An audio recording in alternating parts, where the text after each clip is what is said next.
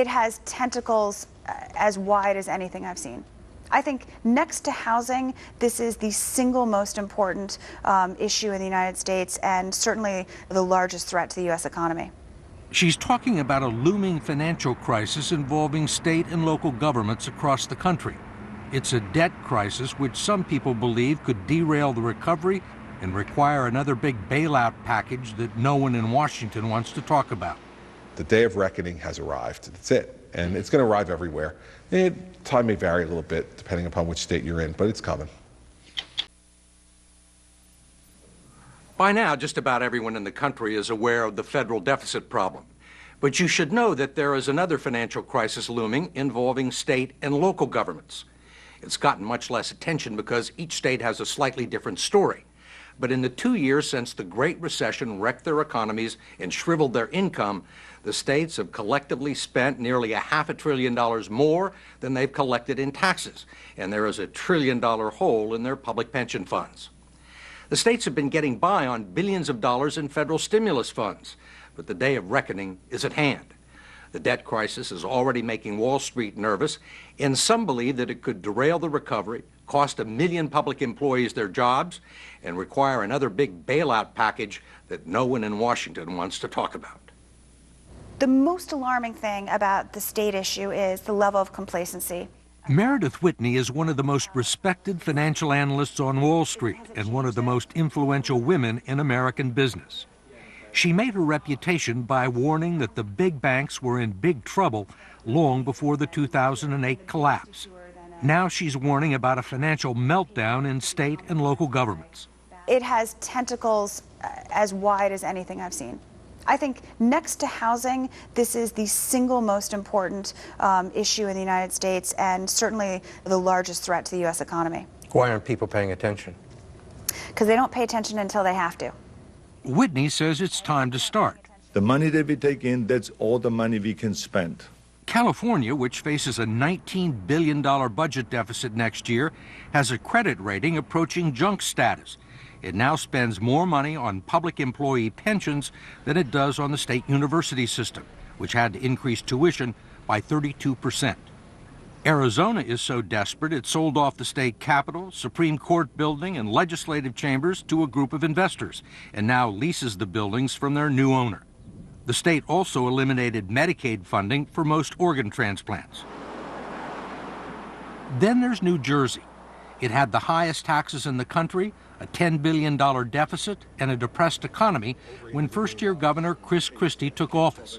But after looking at the books, he decided to walk away from a long-planned and much-needed project with New York and the federal government to build a rail tunnel into Manhattan. It would have helped the economy and given employment to 6,000 construction workers. Lots of jobs. Yeah. I'd cancel it. Listen, the bottom line is, I don't have the money. And you know what? I can't pay people for those jobs if I don't have the money to pay them. Where am I getting the money? I don't have it. I literally don't have it. Is this going on all over the country? Yes. Of course it is. It's not like you can avoid it forever, because it's here now. And we all know it's here. And the federal government doesn't have the money to paper over it anymore either for the states. The day of reckoning has arrived. That's it. And it's going to arrive everywhere. Time may vary a little bit depending upon which state you're in, but it's coming. And nowhere has the reckoning been as bad as it is in Illinois, a state that spends twice as much as it collects in taxes and is unable to pay its bills. This is the state of affairs in Illinois. It's not pretty. Dan Hines is the comptroller of the state of Illinois, its paymaster. He currently has about $5 billion in outstanding bills in his office and not enough money in the state's coffers to pay them. He says they're 6 months behind. How many people do you have clamoring for money?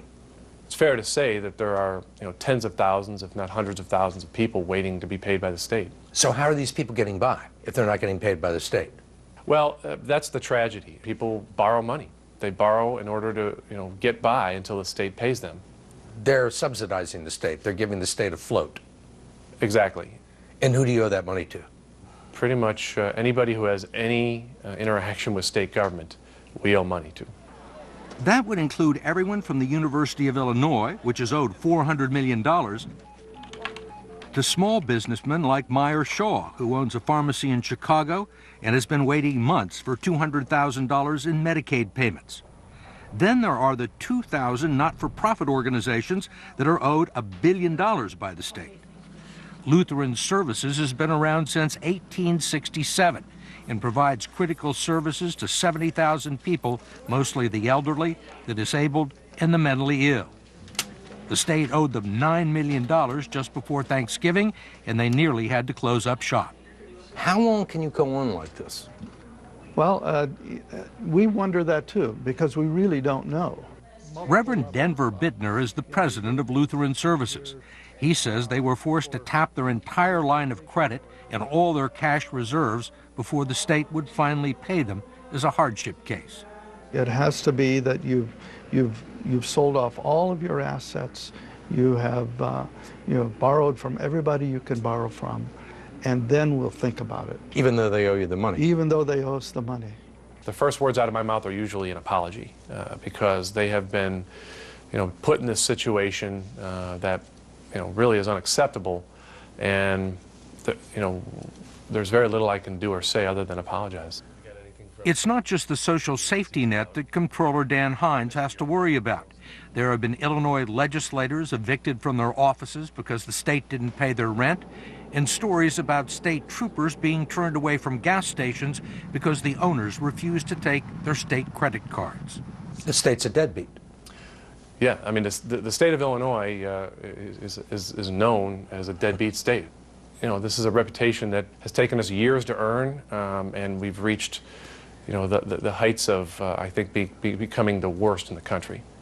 Not all of the problems that Illinois and other states are facing right now can be traced to the Great Recession, but the precipitous drop in tax revenues did expose decades of financial irresponsibility, reckless spending, unrealistic benefit packages for public employees, and the use of political gimmicks to cover up hidden deficits.